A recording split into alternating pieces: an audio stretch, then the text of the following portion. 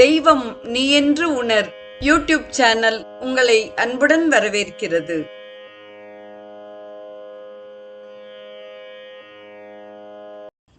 வாழிய செந்தமிழ். அன்பு நிறை உள்ளங்களுக்கு அன்பார்ந்த வணக்கங்கள். வாழ்ந்து காட்டிய வள்ளல்கள் வரிசையில் சுவாமி சிவானந்தரின் வாழ்க்கை வரலாற்றை தொடர்ந்து அவர் எழுதிய கீதையின் கருத்துரை என்ற நூலிலிருந்து இன்றைய நிகழ்வில் நாம் 10 மற்றும் 11ஆம் அத்தியாயங்களுக்கான விளக்கத்தை சிந்திக்க இருக்கிறோம். தமக்கு பிரியமான அர்ஜுனனிடம் ஸ்ரீ கண்ண பரமாத்மா கடவுளாம் தம்மை பற்றிய சுருக்கமான விளக்கத்தை தருகிறார். சுய முயற்சியால் தேவர்களும் பெரும் முனிவர்களும் கூட கடவுளை ஊனக்கண்ணால் காண்பது சாத்தியமல்ல.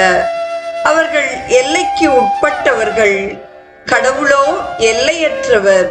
இது காற்றை கைகளால் கட்டிப்பிடிக்கும் முயற்சியை போன்றதே. மனம் ஒரு சிறிய அம்சம், அதன் வல்லமை அளவுக்கு உட்பட்டது. கடவுள் எல்லாமாக விளங்குகிறார். அவர் இயற்கைக்கு கட்டுப்படாதவர். கடவுளை மெய்யாக கண்டவர்கள் அவர் அகில உலக நாயகன் என்பதையும் பிறப்பில்லாதவர் ஆதியில்லாதவர் என்பதையும் நன்கு அறிவர். அங்ஙனம் அறிந்தவர்கள் பாவங்களில் இருந்து விடுதலை பெறுகின்றனர்.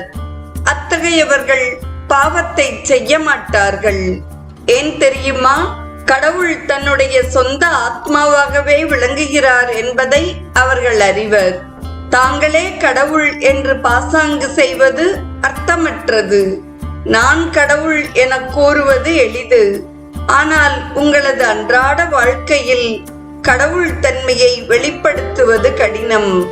ஆதலால் கடவுளிடமிருந்து தோன்றும் எல்லா பொருட்களையும் கண்ணன் கணக்கிடுகிறார்.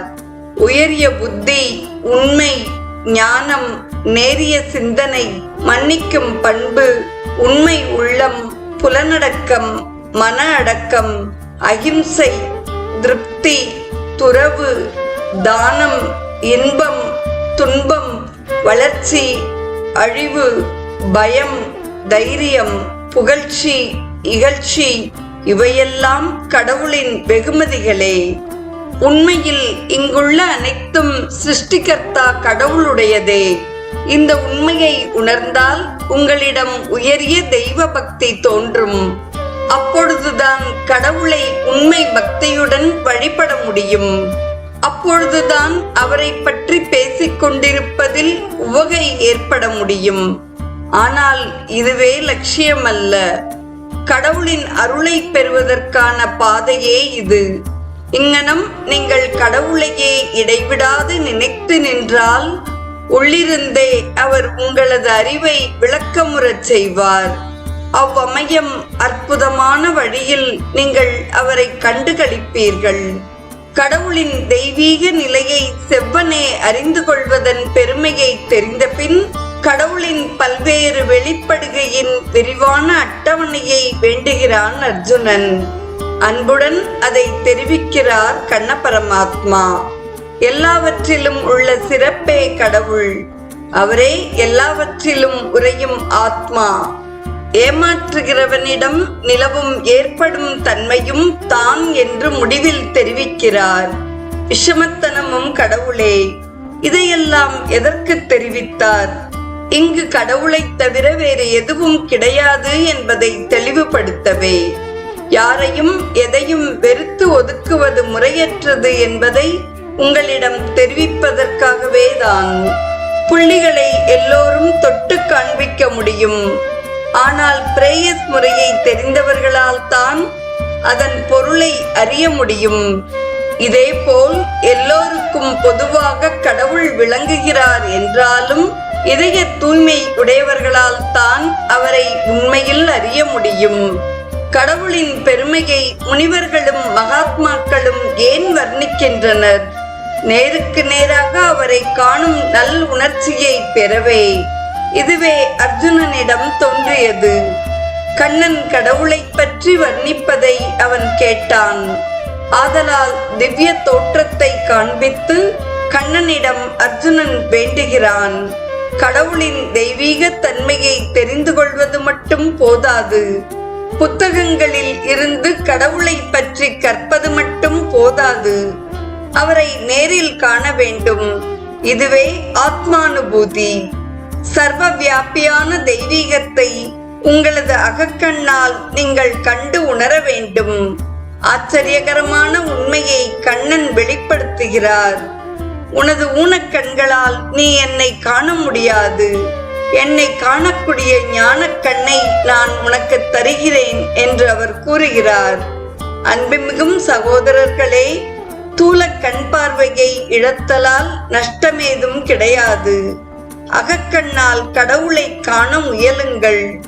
இவ்வுயரிய அகக்கண் பெரும்பான்மை மக்களிடம் காணாமல் போய்விட்டது.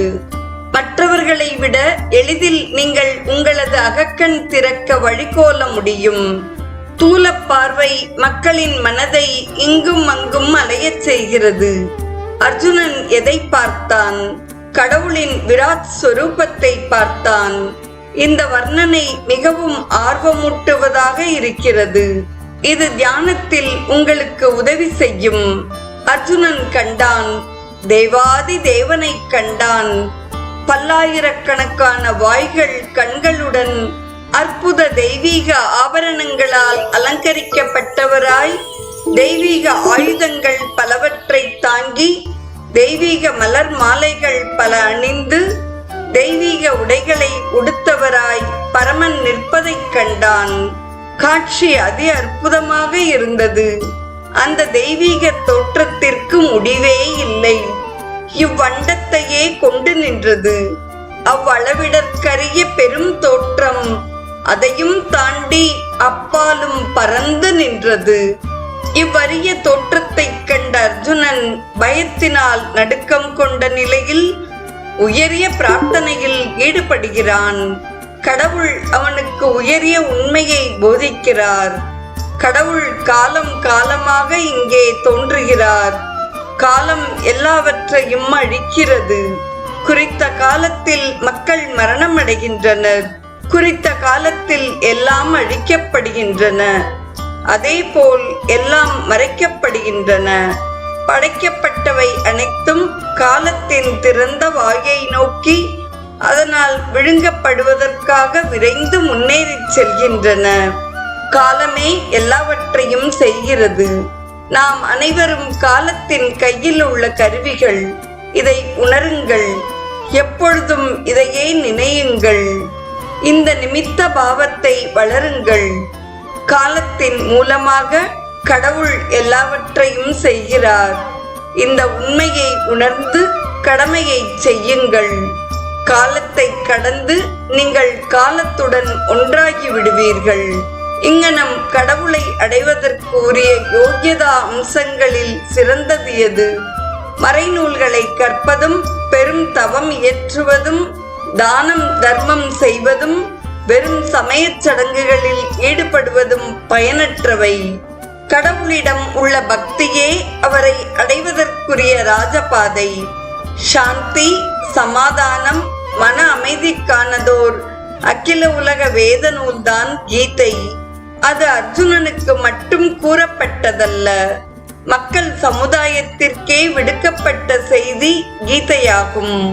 முயற்சியாலும் கட்டுப்பாட்டினாலும் அபூரண மனிதன் பூரணமான நிலையை அடைவதற்கு பகவத்கீதை வழிகோலுகிறது என்று சுவாமி சிவானந்தர் நிறைவு செய்கிறார். நாளைய நிகழ்வில் பக்தி யோகம் என்று கூறப்படும் 12ஆம் அத்தியாயத்தின் கருத்துரையை நாம் தொடர்ந்து சிந்திப்போம்.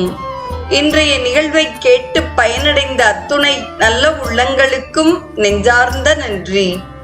வாழிய செந்தமிழ், வாழ்க நற்றமிழர், வாழிய பாரத மணித்திருநாடு.